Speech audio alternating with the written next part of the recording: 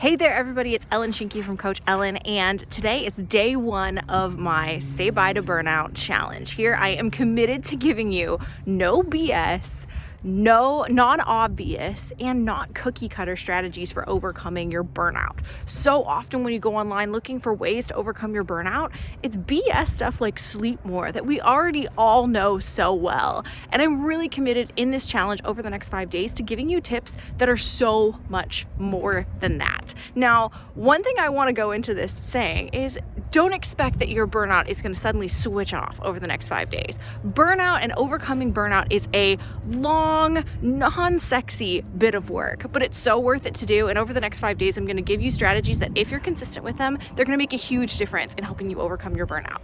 Now, today it actually works out quite well that I'm recording this video on my walk that I do every morning, because today is all about scheduling religious breaks. And when I say that, I don't just mean scheduling them, I mean actually doing your breaks. A lot of us feel guilty about taking breaks, but the fact of the matter is we are not meant to marathon work, which is what so many of us do. The human capacity to focus actually diminishes after about sometimes 25, but as much as 50 minutes. We really can't go longer than 50 minutes without losing that focus and losing that attention span, which is why it's so freaking important to take breaks. But not only that, in this tip, I'm going to be talking about the importance of scheduling white space in your day, because even when we're not working, a lot of us as high achievers are still very turned on, for lack of a better way to say it. We are thinking about things, we're doing things. And when I say scheduling white space in your day, essentially what I mean by that is giving yourself an opportunity to not work, to take a break, to do something like this and get out in the morning and go for a walk.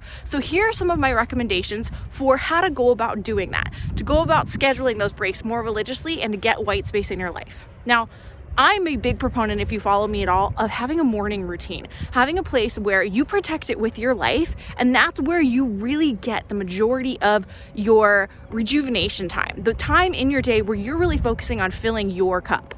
I like doing it in the morning because frankly, there's just so little that can come up and distract me from really focusing on myself in the morning. It's when I go on these walks. It's when I read. It's when I meditate. It's when I do a lot of things to just, as I said, fill my cup back up. So that's a great way to go about doing it, is create a morning routine for yourself. Mine's very elaborate, but honestly, just start with 10 or 15 minutes. If you're not giving yourself anything right now, if you are waking up and immediately diving into emails and to-do lists, then starting with just something simple, 10 to 15 minutes, is gonna make a world of difference. So that's the first thing. The second thing is really about scheduling breaks in your actual workday. As I mentioned, the human capacity for focus is no more than 15 minutes. So really, the ideal situation is that every hour you would be getting up and moving around, taking a break of some sort. Now, I completely get that that's not always possible. I have coaching sessions that run for 90 minutes, and I, in my day job, have tutoring sessions that run anywhere from 90 minutes to 2 hours.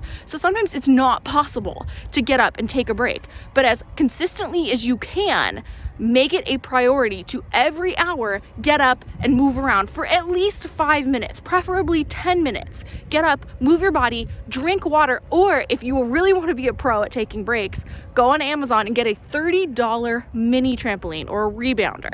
That literally has saved my ass on some very, very long work days, and it's a great way to build some activity, some mobility into your breaks. But honestly, you can even make it simpler than that.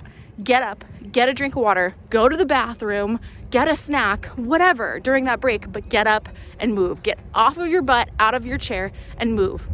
Not only is that going to have the added benefit of helping you focus for longer over the course of your day, but it's going to boost your energy. Our energy gets drained when we're sitting our butts in chairs for vastly too long. This is going to help not only with physical burnout, but also overwhelm. When you take breaks, clear out the junk in your head and just allow yourself to rest momentarily.